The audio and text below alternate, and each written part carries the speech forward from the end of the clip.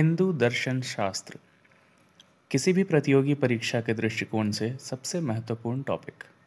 CGPSC में अकेले इस टॉपिक से हर वर्ष 4 से 5 प्रश्न पूछे जाते हैं। हिंदू दर्शन या भारतीय दर्शन मूलतः दो भागों में विभाजित है। पहला होता है आस्तिक दर्शन और दूसरा नास्तिक दर्शन। आस्तिक दर्शन में 6 दर्शन हैं: सांख्य, योग, न्याय, वैशेषिक, मीमांसा और वेदांत। इसी प्रकार नास्तिक दर्शन में 3 दर्शन हैं: चार्वाक दर्शन, जैन दर्शन और बौद्ध दर्शन। अब एक एक करके इन सभी दर्शन को समझते जाते हैं। सबसे पहले देखते हैं सांख्य दर्शन। सांख्य दर्शन का अर्थ होता है संख्या संबंधी या विश्लेषण। सांख्य दर्शन के प्रवर्तक थे कपिल मुनि। सांख्य दर्शन के हिसाब से प्रकृति जड़ है और पुरुष चेतन। सारा विश्व त्रिगुणात्मक प्रकृति का वास्तविक परिणाम है। इसमें 25 तत्वों का उल्लेख है।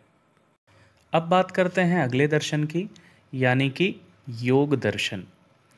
योग दर्शन का अर्थ होता है चित्त को एकाग्र करके ईश्वर में लीन करना। इसके प्रवर्तक थे ऋषि पतंजलि। योग दर्शन के हिसाब से मनुष्य को वह मार्ग दिखाना है जिस पर चलकर वह जीवन के परम लक्ष्य यानी कि मोक्ष की प्राप्ति कर सके। इसमें अष्टांग योग की बात कही गई है। अष्टांग योग 8 प्रकार के मार्ग होते हैं, जो हैं यम, नियम, आसन, प्राणायाम, प्रत्याहार, धारणा, ध्यान और अंत में समाधि। अब बात करते हैं अगले दर्शन की, यानी कि न्याय दर्शन। प्रमाणों के आधार पर किसी निर्णय पर पहुंचना ही न्याय है। इसके प्रवर्तक थे ऋषि गौतम। न्याय दर्शन के कुछ अन्य नाम हैं, जैसे कि तर्कशास्त्र, प्रमाण शास्त्र या वाद विद्या। इसमें 16 पदार्थों का उल्लेख है।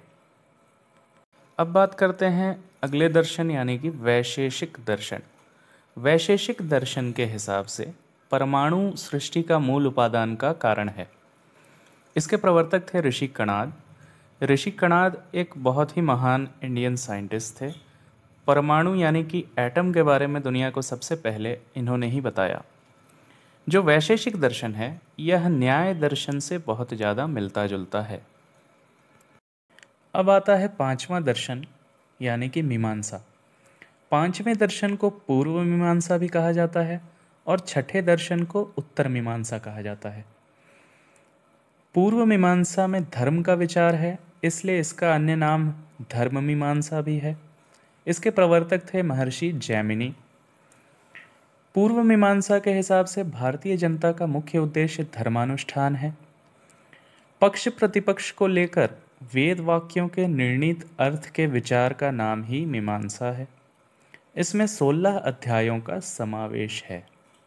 अब बात करते हैं 6वें दर्शन, यानी कि वेदांत। इसे उत्तर मीमांसा भी कहा जाता है। वेदांत या उत्तर मीमांसा में ब्रह्म का विचार है, इसलिए इसका अन्य नाम ब्रह्म मीमांसा है। इसके प्रवर्तक थे भगवान बादरायण। बादरायण और महर्षि वेद व्यास एक ही व्यक्ति हैं। वेदांत या उत्तर मीमांसा का मुख्य स्रोत उपनिषद है। उपनिषद वैदिक साहित्य का अंतिम भाग है, इसलिए इसको वेदांत कहते हैं। कर्म कांड और उपासना पर जोर दिया गया है। अब बात करते हैं वेदांत की कुछ महत्वपूर्ण शाखाओं के बारे में। किसी भी प्रतियोगी परीक्षा के लिहाज से सबसे इम्पॉर्टेंट पार्ट होता है ये। यहाँ शाखा का नाम दिया हुआ है और सामने उसके प्रवर्तक का नाम। पहली शाखा है अद्वैत वेदांत, जिसके प्रवर्तक थे आदि शंकराचार्य। दूसरा है विशिष्ट अद्वैत, जिसके प्रवर्तक थे रामानुजाचार्य। तीसरा होता है द्वैतवाद, जिसके प्रवर्तक थे माधवाचार्य। चौथा है द्वैत अद्वैत, जिसके प्रवर्तक थे निम्बकाचार्य।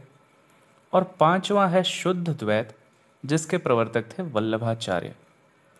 इसका स्क्रीनशॉट ले लेंगे और याद कर लेंगे। आस्तिक दर्शन यहाँ पर समाप्त होता है। अब बात करते हैं नास्तिक दर्शन की। नास्तिक दर्शन में जो पहला दर्शन है वो है चार्वाक का दर्शन, यानी कि लोकायत दर्शन। यह दर्शन सिर्फ प्रत्यक्ष को ही प्रमाण मानता है। इसके प्रवर्तक थे चार्वाक।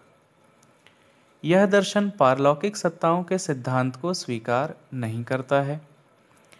इस दर्शन का विश्वास सिर्फ इस लोक में है, यानी कि स्वर्ग नरक मुक्ति जैसी कोई भी चीज नहीं होती। सुख ही इस जीवन का प्रधान लक्ष्य है। अब देखते हैं दूसरे नास्तिक दर्शन को, जो कि है जैन दर्शन। जैन दर्शन में अहिंसा को सर्वोच्च स्थान दिया गया है। इसके प्रवर्तक थे भगवान महावीर। जैन दर्शन के हिसाब से इस सृष्टि का कोई भी कर्ता धर्ता नहीं है। सभी जीव अपने कर्मों का फल भोगते हैं। आत्मबोध और ज्ञान से तन और मन पर विजय पाना ही जीवन का लक्ष्य होना चाहिए। अब बात करते हैं नास्तिक दर्शन के तीसरे और अंतिम दर्शन यानी कि बौद्ध दर्शन की। बौद्ध दर्शन का मुख्य ध्येय दुख से मुक्ति है। इसके प्रवर्तक थे भगवान बुद्ध। बौद्ध दर्शन के अनुसार परिवर्तन ही सत्य है। कर्म और पुनर्जन्म में यह दर्शन विश्वास रखता है। 4 आर्य सत्य की बात की गई है, जो इस प्रकार हैं। पहला कि संसार दुखमय है। दूसरा दुख का कारण होता है, जो कि तृष्णा है। तीसरा दुख का निवारण संभव है। और चौथा दुख का निवारण का मार्ग है अष्टांगिक मार्ग।